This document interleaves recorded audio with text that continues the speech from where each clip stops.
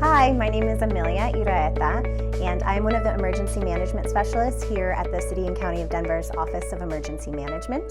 I also am a Denver resident. I live in the Athmar Park neighborhood, and I am teaching this class about how to make a kit to be ready for emergencies, because it's really important to me that here in Denver, we be ready for anything that happens so that we can very quickly bounce back as a community and get back to our daily lives. Our mission is to lead emergency management efforts to cultivate safe, prepared, and resilient communities. And our vision is to become a national model in shaping and sustaining the culture of emergency preparedness. So for example, what you're doing right now, watching a video of how to get more prepared for an emergency by building an emergency kit, that is one of the things that falls under the community preparedness part of our office. This is the emergency management cycle. You may have seen this before. There are a lot of different kinds of versions, but this is the one that our office uses. It's prevention, mitigation, preparedness, response, and recovery. And even though it looks like a wheel that goes in very sequential order, there's a lot of integration between those different preparedness areas, those different emergency management areas. So for example, prevention, as we talk about it in our office, has more to do with preparing and preventing terrorist attacks. Mitigation has to do with things like mitigating the impact of an emergency. If you live in a floodplain, somebody comes through and they say, we're going to lift all the houses in this area so that they're above that flood line. That's an example of mitigation. And preparedness is making sure that you, your household, your family members, and anybody that you feel a personal responsibility with or to is ready for any type of event that might happen that's unexpected. So that can be anything from a home fire all the way up to a big federally declared natural disaster. These are some facts about the city in which we live. So as we all know, Denver is the mile-high city. We're at a pretty high elevation compared to a lot of the other places in the United States. Another fact that is really interesting that might be relevant to our planning as a city when we're looking at our geographic makeup here in Denver is that we are the 5th busiest airport in the country. So that means that we're also responsible for taking care of all the people who come through our airports and making sure that they're safe as well, because while they're here, they're part of our Denver community. We are also the most geographically isolated city in the country when it comes to other cities of comparable size that are near us, which is how we request assistance as a government, which is relevant for you because it means that if we're asking for assistance for a city that's that far away, it means that you're going to need to do a little bit more prep work to make sure that you're ready. We'll still be here if you need us, but you're going to feel a lot more comfortable and a lot safer if you're personally ready and if your household is ready. What are some of the hazards that you can think of that we face here in Denver? What are some of those specific hazards that might affect you? So some of those examples might be things like hailstorms, tornadoes, inclement kinds of weather, the possibility of power outages. Overall, being prepared, having an emergency kit, and having an emergency plan is going to make you feel a lot more at ease when something goes wrong or something happens that you didn't expect to have happen. It's really helpful for us as individuals to make sure that we've got all of our ducks in a row to make ourselves more resilient when there's an emergency. Okay, so let's get into building your emergency kit. Your emergency kit needs to reflect your lifestyle and the lifestyle of the people who make up your household. For example, if you live in a household that has young children, you're going to want things in your kit that are going to be helpful for them during an emergency. If you have people in your household that are much older, you might have people in your household that are aging in place. You want to think about what kinds of things that they need on a daily basis that will need to be inside of that kit. It doesn't have to be expensive. I know it can seem like it's a really time-intensive and expensive process to build out an emergency kit, but for example, I have one in my garage. I have an emergency kit that I built out exclusively from items from the dollar store. So this can be something that you do over time, just month by month, week by week, however you decide to do it. Pick up items here and there and put them in your emergency kit.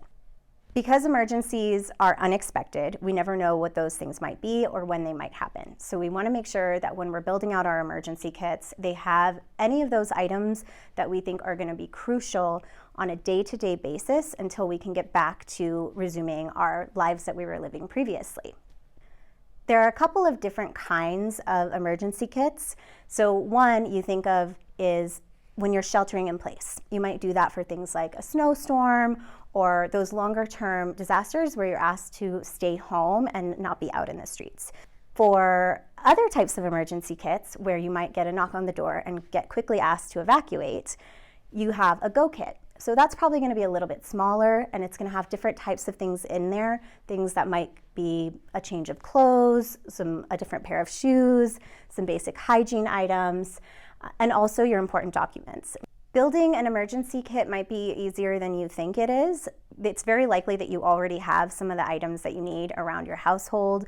So anything that's in your kit, make sure you've tested it, that you've had a chance to kind of play around with it so that you understand how it works before you actually need to have it work. It's important to make sure you're checking things like your expiration dates for the things that are inside of your emergency kit. Another really easy way to remember when it might be time to review the items that you have in there is when you turn your clocks back or when you spring them forward. It's also a good time for you to check your smoke alarms and make sure that those are working properly. Making sure that you know where your emergency kit is going to be vital to the success of your emergency plan. So if you have built an emergency kit and emergency happens when you're not home, do other people in your household know where those items are? Do they understand how to access it? What we like to have people do, or to encourage people to do, is to test out their family emergency plan, and as part of that, testing out the items in your kit. So if it's just you, open the kit up, go through it, make sure that everything is in there is what you actually need, make sure nothing is expired, make sure that you know how to use those items. And if it's a larger kit, like a shelter-in-place kit for your household, then have everyone in your household sit down and do it together as a family activity. Let's talk about stay versus go kits.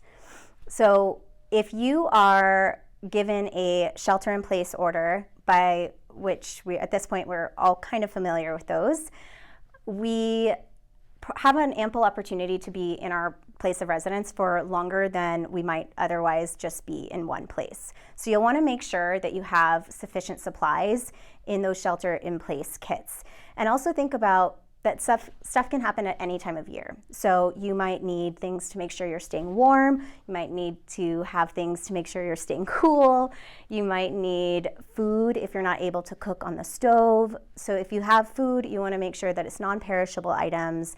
And you'll also want to make sure that if you have anything that's canned, you have a can opener and the tools to be able to eat that food, utensils, plates, and things like that. So if you are asked to leave quickly, if you're asked to evacuate, and you're not sure when you're going to come back, start thinking about and having those conversations about what are those items that you're going to need to be able to survive and that you're going to really, really want to have if you're not at home, if you're not able to get back into your house for a few days or even potentially longer, for a week or two at a time. You don't have to have a ton of stuff to be prepared for an emergency. You just have to have the right items for you and for your household members. If you're somebody who commutes a lot like I do, you're definitely going to want to make sure that you have an emergency kit in your car. So in the back of my car, I have a little kit that has a change of clothes. It has some phone numbers in case I can't turn my phone on or I've lost power to my phone. I also have an extra phone charger. I have a first aid kit. I have a flashlight and a couple of other essential items to make sure that I feel safe in knowing that I have what I need if I get stuck on the side of the road or in my car or for whatever reason I can't get to where I'm trying to go. How much water do you think that you consume in a day? The average person is recommended to have a gallon of water per person per day for emergencies. And that's only for drinking and it's only for cooking. So if you need to use that water for any other purpose, if for example, your shower, your water's turned off and you need that water for any hygiene purposes, you're really going to want to make sure that you have more than that gallon recommendation per person. And also, you might want to consider checking the water every 4 to 6 months or so, because while water doesn't technically expire, it does get kind of stale, and it probably isn't going to be as good as water that's a little bit fresher. If you think that there's a big storm coming and you're worried that there might be a water outage, fill up a bunch of pots and pans with water, or think of other creative ways to be able to store and contain your own water sources.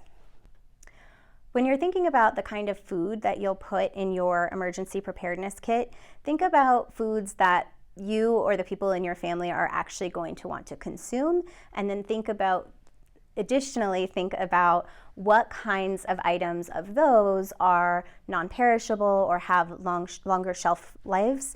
Canned foods work really well if you have a can opener to open them, and you might also just have kind of some more fun snacks on hand. Remember to consider the dietary restrictions of the people that are in your household.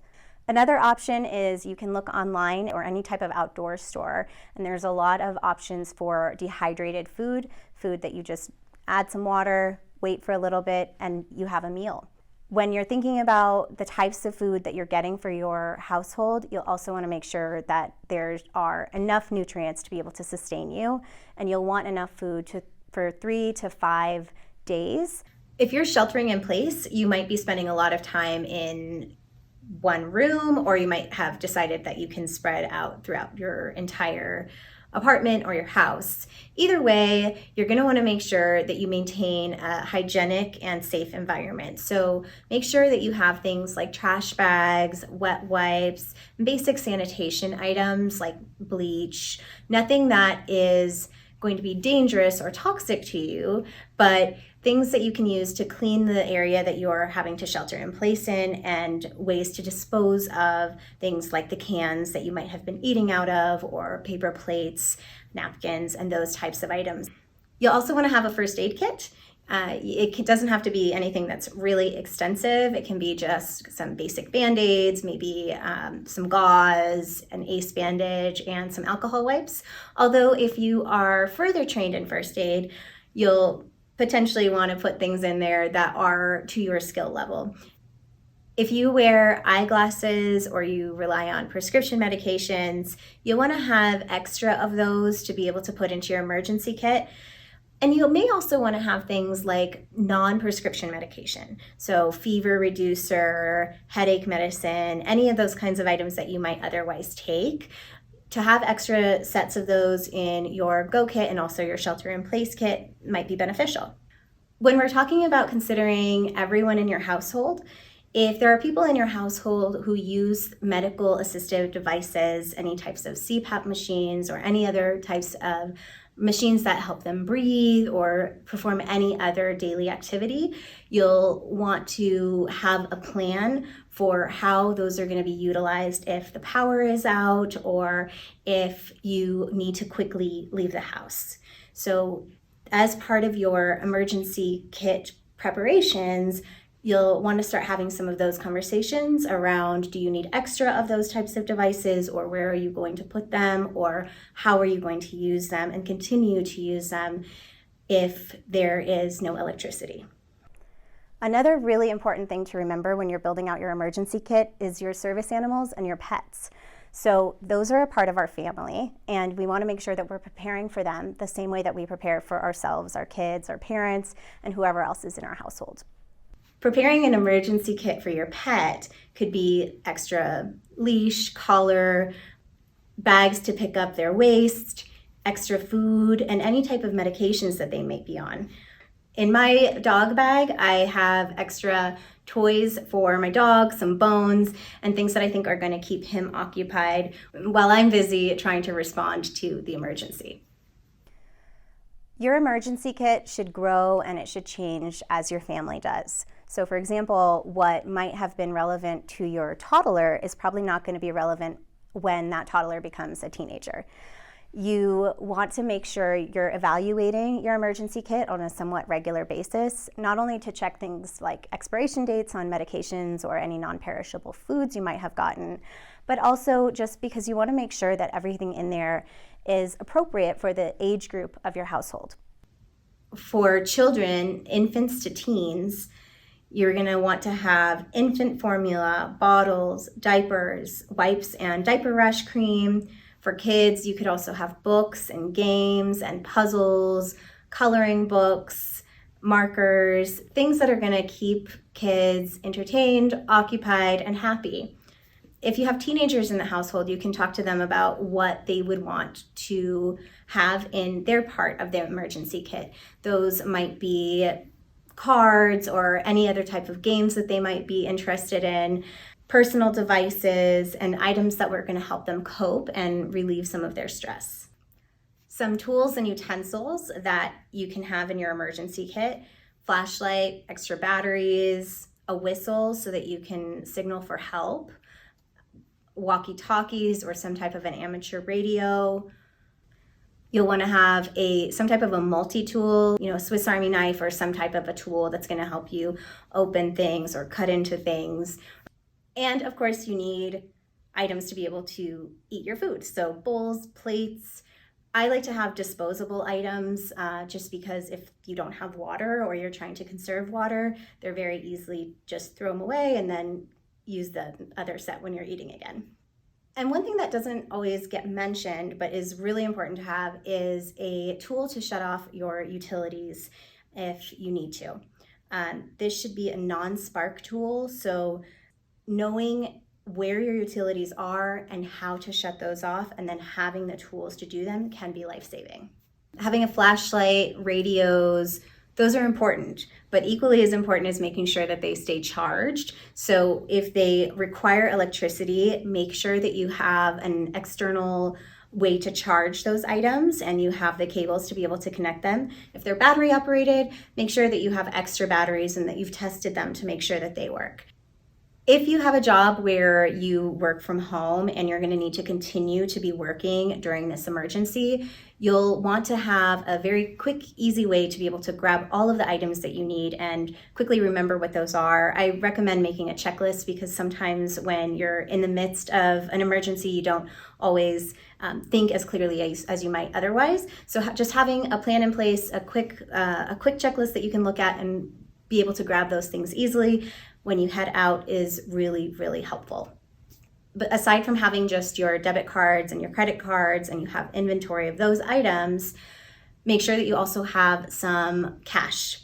Cash is really critical in an emergency or a disaster, especially one where there is no power. No place is going to be able to provide you access to an ATM, and a lot of places will have point of sale systems that are down. So if you're going to want to continue to be able to buy things, or maybe you need to grab something that's essential to your emergency kit that you didn't have in your kit, you'll likely have to do that with cash if there's a loss of power during an emergency. So have smaller bills because it's also likely that people won't have change for larger bills.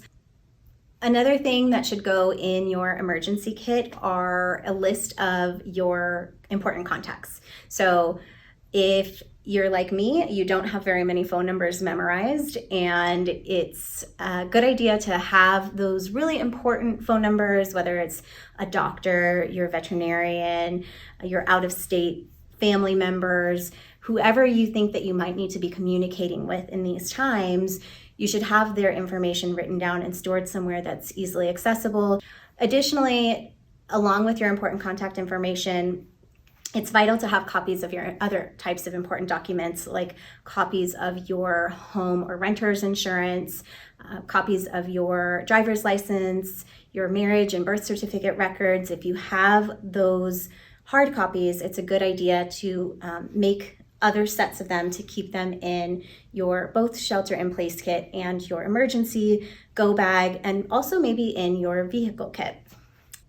Remember that GPS might not always work, even in the best of times. So it's sometimes helpful for people to have maps in their cars that they have identified their evacuation routes or routes out of their neighborhood and out of the city on those maps. And so those are predetermined. Maybe drive them once or twice, practice what that feels like so that you have a good idea of how you would exit both your neighborhood and the city if you suddenly needed to leave. Here are some heat and survival options. A sleeping bag or warm blanket for each person, matches in a waterproof container, water filters or purification tablets, change of clothes. You're really looking here to be self-sufficient for about 24 to 48 hours. If you go out into the elements or you go backpacking, you're going camping, always make sure that you let somebody know where you're planning to go and when you plan to be back. If you've ever received an alert on your phone when a child goes missing or when a person who's older goes missing and you get a silver sneaker alert, it's because that same system is used to relay messages when there's an emergency through the wireless emergency system. In addition to the wireless emergency alert system, there are a lot of other ways that you can stay informed during an emergency. Everything from your standard traditional media sources like watching the news, if you have the ability to use your television, listening to the radio, reading social media posts. It's a good idea to have an emergency kit or a go bag in any area that you spend a lot of time. So for me, for example, I spend the majority of my time at work, at home, or in my car. And because of that, I have an emergency kit of varying sizes in all of those locations. One consideration that you'll want to be sure that you make when you're building out your emergency kit for work is that the items that you have in there don't violate workplace policy. A quick way to make sure that you are complying with the regulations that your office has is include your team members at work and your boss when you're building out this kit. Maybe encourage them to build kits as well. And you can check with your leadership about what is allowed to be in that bag versus not. We're about to go through a couple of scenarios that will help us understand what kinds of items that we really might need when that knock on the door comes and says that you need to evacuate, or when we realize that we're going to need to shelter in place for a while. So use this time to maybe pause the video really quickly, grab a notebook, something to write with, and let's go through this together. A surprise wildfire is moving near your home and a police officer knocks on your door. They tell you that you have 10 minutes to evacuate. What do you think that you're going to take? Do you know where all of those things are? And how easy are they to grab? Here are some questions for you to consider.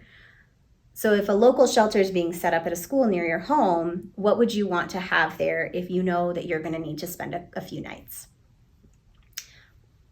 What if one parent or guardian is at work while the other's at home? Where are you going to meet? And how are you going to get to each other? Do you have any pets or farm animals? What are you going to do with those animals during this event? Is there anybody in your household who has any type of access and functional needs, mental health needs, or any other type of special needs that you need to consider when you're getting ready to go to this shelter? Take this time to make a list of what you would need. So now we're going to go through the second scenario. You wake up in the morning after a very big snowstorm came through Denver last night. The wind and the snow closed roads, they knocked out power, and it's going to continue like this for several days. The power is out in your home, and so is your internet access. Your cell phone battery is very low because it didn't fully charge last night when the power went out. The power is out and you're stuck at home. Here are some things to think about. Could you charge your phone with something battery powered in your home?